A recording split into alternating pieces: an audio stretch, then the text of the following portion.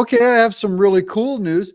It's a massive accusation against Fani Willis for overcharging Trump.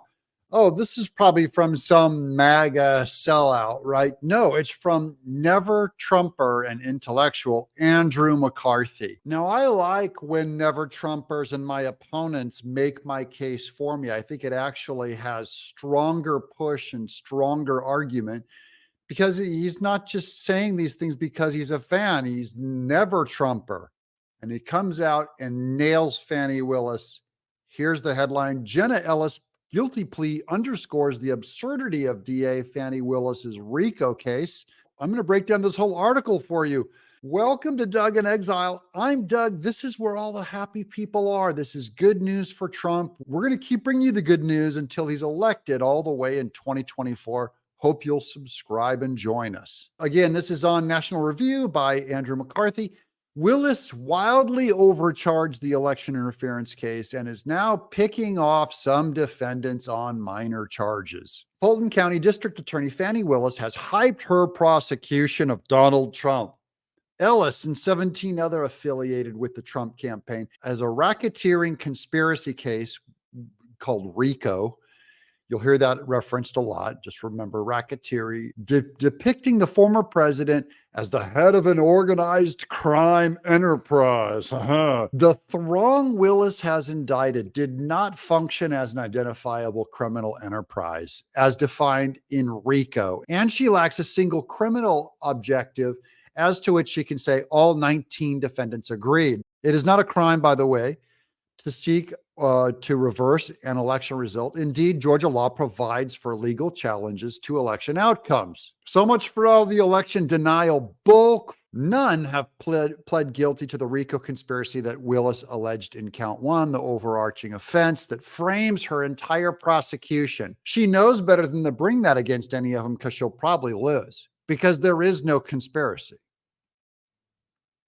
Because all four guilty plea defendants are now cooperating with the state, the lack of a RICO plea is telling.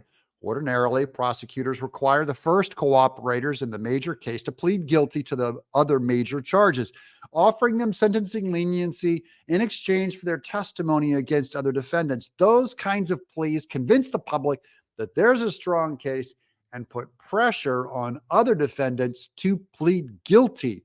But not only have none of Willis's cooperators conceded that there was a RICO conspiracy, much less pled guilty to it, none of them faces even a single day of imprisonment. So she knows she's not even charging them for it. This is a fishing expedition.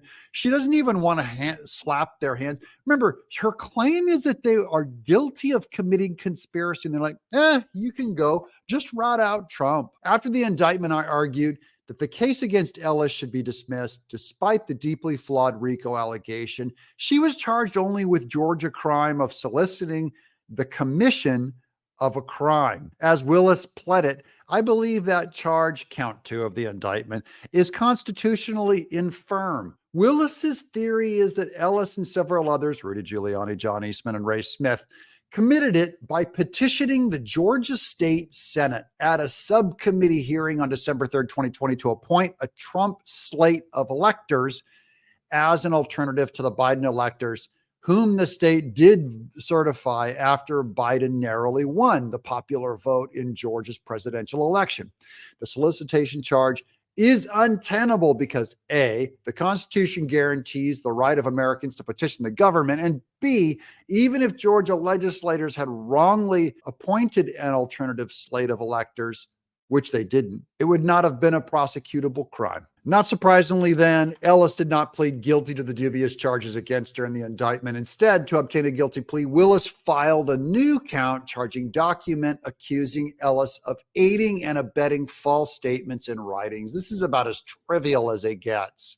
While the media Democrat complex is salivating that Trump will be sunk by the cooperation of Ellis and the other three defendants who've pled out to minor charges with no jail time in recent days, Chesborough, Powell, Scott Hall, that seems like wishful thinking. Again, none of the defendants has pled guilty. to racketeering, nor provided any indication that Trump and his remaining co-defendants violated RICO. The recent spate of pleas is being presented by DA Willis's office and her champions in the press as a sign of prosecutorial momentum. But it would be more accurate to say that Willis wildly overcharged the case and is now picking off some defendants in minor charges with no incarceration sentences that hardly befit a grand conspiracy capable of bringing American democracy to the brink of destruction. It's because Fani Willis doesn't actually believe it. None of the Democrats actually believe it. This whole case is about election interference, and even never Trumpers are going, yeah, this thing stinks to high heck. That's good news for Trump. Huge win for him. I believe he's going to be vindicated. He may even go to jail for this, but it's not going to stick. It's not going to affect his election. He's going to win. So keep crying, Fani Willis. I'm Doug in Exile.